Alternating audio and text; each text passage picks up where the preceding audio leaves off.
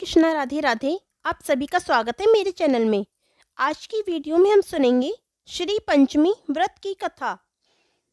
चलिए कथा प्रारंभ करते हैं। एक समय युधिष्ठिर महाराज ने श्री कृष्ण भगवान से पूछा, हे भगवान, तीनों लोकों में लक्ष्मी दुर्लभ है, पर व्रत, होम, तप, जप, नमस्कार आदि किस कर्म के करने से स्थिर लक्ष्मी प्राप्त होती है? आप सब कुछ जानने वाले हैं, कृपया करके उसका वर्णन करें। भगवान श्री कृष्ण बोले, युधिष्ठिर महाराज, सुना जाता है कि प्राचीन काल में भृगु मुनि की ख्याति नाम की स्त्री से लक्ष्मी का आविर्भाव हुआ। भृगु ने विष्णु भगवान के साथ लक्ष्मी जी का विवाह कर दिया। लक्ष्मी जी संसार के पति भगवान विष्णु को वर के रूप में प्राप्त कर अपने को कृतार्थ मानकर अपने कृपा कटाक्ष से संपूर्ण जगत को आनंदित करने लगी। उन्हीं से प्रजाओं में क्षेम और सुभिक्ष होने लगा।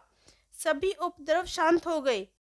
ब्राह्मण हवन करने लगे, देवगण हविष्य भोजन प्राप्त करने लगे और राजा प्रसन्नता पूर्वक चारों वर्णों की रक्षा करने लगे। इस प्रकार देवगणों को अति आनंद में मगन देखकर विरोचक आदि दैत्यगण लक्ष्मी जी की प्राप्ति के लिए तपस्या एवं यज्ञ आदि करने लगे। वे सब भी सदाचारी और धार्मिक हो गए। फिर दैत्यों के पराक्रम से सारा संसार आक्रांत हो गया। कुछ समय बाद देवताओं को लक्ष्मी जी का मद हो गया। उन लोगों के सोच, पवित्रता, सत्यता और सभी उत्तम आचार नष्ट होने लगे। देवताओं को सत्य आदि शील तथा पवित्रता से रहित देखकर लक्ष्मी जी दैत्यों के पास चली गईं और देवगण श्री विहीन हो गए। दैत्यों को भी लक्ष्मी जी की प्राप्ति होते ही बहुत गर्व हो गया और दैत्यगण भी परस्पर कहने लगे कि मैं ही देवता हूँ, मैं ही यज्ञ हूँ, मैं ही ब्राह्मण हूँ, संपूर्ण जगत मेरा ही स्वरूप है। ब्रह्मा, विष्णु, इंद्र आदि सब में भी मैं ही हूँ। इस प्रकार अतिशय अहंकार युक्त हो वे अनेक प्रकार का अनर्थ करने लगे। अहंकार से उनकी मति भ्रष्ट हो गई। दैत्यों की यह दशा देखकर माता लक्ष्मी व्याकुल हो क्षीर सागर को चली गईं। क्षीर सागर में लक्ष्मी जी के प्रवेश करने से तीनों लोग श्री विहीन होकर अत्यंत निस्तेज हो गए। देवराज इंद्र ने अपने गुरु बृहस्पति से पूछा, महाराज, कोई ऐसा व्रत बताएं जिसका अनुष्ठान करने से पुनः स्थिर लक्ष्मी जी की प्राप्ति हो जाए। देवगुरु बृहस्पति बोले, हे देवेंद्र, मैं इस संबंध में आपको अत्यंत गोपनीय श्री पंचमी व्रत का विधान बतलाता हूँ। इसके करने से आपका अभिष्ट सिद्ध होगा। ऐसा कहकर देवगुरु बृहस्पति ने देवराज इंद्र को श्री पंचमी व्रत की सारी गोपनीय विधि बतलाई। इसके अनुसार इंद्र ने उनका विधिवत आचरण किया। इंद्र को व्रत करते देखकर भगवान विष्णु आदि सभी देवता, दैत्य, दानव, गंधर्व, यक्ष, राक्षस, सिद्ध, विद्याधर, नाग, ब्राह्मण, ऋषिगण तथा राजागण भी यह व्रत करने लगे। कुछ काल के बाद व्रत समाप्त कर उत्तम बल और तेज पाकर सबने विचार किया कि समुद्र को मथकर लक्ष्मी जी और अमृत को ग्रहण करना चाहिए। यह विचार कर देवता और असुर मंदर पर्वत को मथानी और वासुकी नाग को रस्सी बनाकर समुद्र मंथन करने लगे। फलस्वरूप सर्वप्रथम शीतल किरणों वाले अति उज्जवल चंद्रमा प्रकट हुए। फिर देवी लक्ष्मी का आगमन हुआ। लक्ष्मी जी के कृपा कटाक्ष को पाकर सभी देवता और दैत्य परम आनंदित हो गए। भगवती लक्ष्मी ने भगवान विष्णु के वक्ष स्थल का आश्रय ग्रहण किया। भगवान विष्णु ने इस व्रत को किया था। फलस्वरूप लक्ष्मी जी ने इनका वरण किया। इंद्र ने इस व्रत को किया था, इसलिए उन्होंने त्रिभुवन का राज्य प्राप्त किया। दैत्यों ने तामस भाव से व्रत किया था, इसलिए ऐश्वर्य पाकर भी ऐश्वर्यहीन हो गए।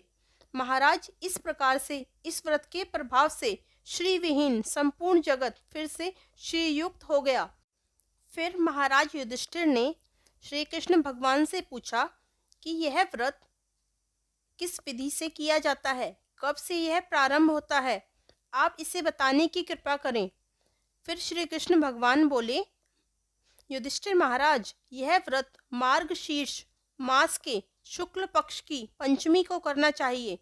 प्रातः उठकर शौच आदि से निवृत्त हो व्रत के नियम को धारण करें। फिर नदी में अथवा घर पर ही स्नान करें। 2 वस्त्र धारण कर देवता और पितरों का पूजन तर्पण कर घर आकर लक्ष्मी जी का पूजन करें। सुवर्ण, चांदी, ताम्र, आरकूट, काष्ठ की अथवा चित्रपट में भगवती लक्ष्मी की ऐसी प्रतिमा बनाएं जो कमल पर विराजमान हो, हाथ में कमल पुष्प धारण किए हों, सभी आभूषणों से अलंकृत हों, उनके लोचन कमल के समान हो और जिन्हें 4 श्वेत हाथी स्वर्ण के कलशों के जल से स्नान करा रहे हों। इस प्रकार की भगवती लक्ष्मी की प्रतिमा की निम्नलिखित नाम मंत्रों से पुष्पों द्वारा अंग पूजन करें। ओम चपलाय नमः पादौ पूजयामि। ओम चंचलाय नमः जानोनी पूजयामि। ओम कमलवासिन्ये नमः कटी पूजयामि। ओम खयातये नमः नाभिं पूजयामि। ओम मन्मथवासिन्ये नमः स्नौ पूजयामि।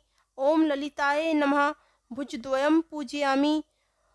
ओम उत्कंठिताय नमः कंठ पूजयामि। ओम माधवाय नमः मुखमंडल पूजयामि तथा ओम श्रीये नमः शिरः पूजयामि आदि नाम मंत्रों से पैर से लेकर सिर तक पूजन करें। इस प्रकार प्रत्येक अंग की भक्ति पूर्वक पूजा कर अंकुरित विविध धान और अनेक प्रकार के फल नैवेद्य में देवी को निवेदित करें। तदंतर पुष्प और कुमकुम आदि से सुवासिनी स्त्रियों का पूजन कर उन्हें मधुर भोजन कराएं और प्रणाम कर विदा करें।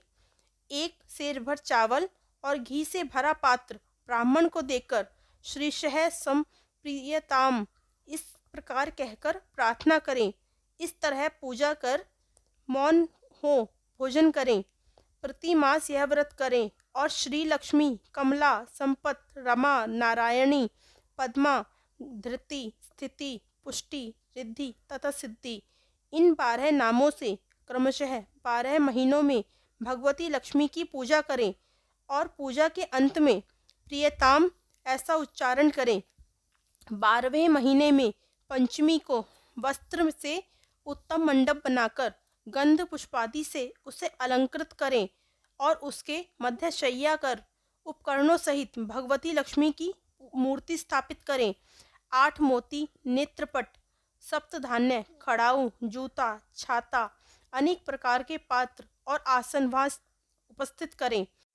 तदंतर लक्ष्मी जी का पूजन कर वेद वेदता और सदाचार संपन्न ब्राह्मण को स्ववत्सा गौ सहित यह सब सामग्री प्रदान करें। यथाशक्ति ब्राह्मणों को भोजन कराकर उन्हें दक्षिणा दें। अंत में भगवती लक्ष्मी से रिद्धि की कामना से इस प्रकार प्रार्थना करें। क्षीर आवधि मथनोवधूते विष्णोर्वक्षस्थलालये सर्व काम प्रदे देवी रिद्धि यच्छ नमोस्तुते। हे देवी, आप क्षीर सागर के मंथन से अवधूत हैं। भगवान विष्णु का वक्षस्थल आपका अधिष्ठान है। आप सभी कामनाओं को प्रदान करने वाली हैं, अतः मुझे आप रिद्धि प्रदान करें। आपको मैं नमस्कार करता हूँ। जो इस प्रकार से श्री पंचमी का व्रत करता है वह अपने 21 कुलों के साथ लक्ष्मी लोक में निवास करता है। जो सौभाग्यवती स्त्री इस व्रत को करती है वह सौभाग्य, रूप, संतान और धन से संपन्न हो जाती है तथा पति को अति प्रिय होती है। बोलिए लक्ष्मी माता की जय, विष्णु भगवान की जय, श्री कृष्ण भगवान की जय। कथा समाप्त। यदि वीडियो पसंद आई हो तो वीडियो को लाइक करें और मेरे चैनल को सब्सक्राइब करें। Thanks for watching.